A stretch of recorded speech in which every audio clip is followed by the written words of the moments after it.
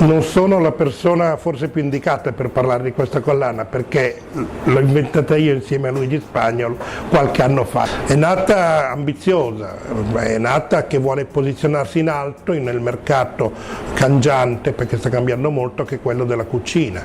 Diamo delle ricette il più giuste possibili, il più corrette possibili, di tutte le tradizioni, comunque sempre raccontate. Lo scopo iniziale, ci dicemmo quella sera, era che ognuno doveva comprare 2 copie, una la teneva sul comodino dove lo leggeva come il libro normale, l'altra in cucina da consultare. Poi i temi sono stati i più disparati, dalle cucine degli altri, alle tradizioni, a singoli prodotti, a tecniche e così via, perché comunque la scommessa è sempre stata quella di proporre al mercato una collana che non doveva mai scendere, di alto livello, con una forte enfasi sulla ricette, fondamentale, anche una forte enfasi sullo scritto bene. Io per primo nei miei libri e più che hai nelle collane ho sempre cercato di fare ricette, io dico umanistiche, dove comunque il dire mi piace, non mi piace, il dire tutte queste cose fa parte, perché comunque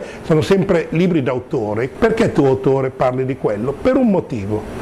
Perché quella ricetta ti piace? Perché è stata la prima, una delle che più ti ricordi, che te la faceva la tua nonna, la tua mamma, una tua amica? Bene, non c'è nulla di male a dirlo. Cucinare è difficile o facile? Non è difficile. Diventa facile se hai una sola virtù, un po' di metodo. E quello che consiglio a tutti è che il primo e fondamentale strumento che bisogna usare in cucina è la bilancia, perché l'occhio tradisce sempre. Mai fidarsi della memoria e avere metodo. Se devi usare 10 cose, prepara le prime con calma. Se lo fai con scrupolo riesci a fare qualunque piatto, però è una questione proprio di umiltà verso la ricetta e di metodo.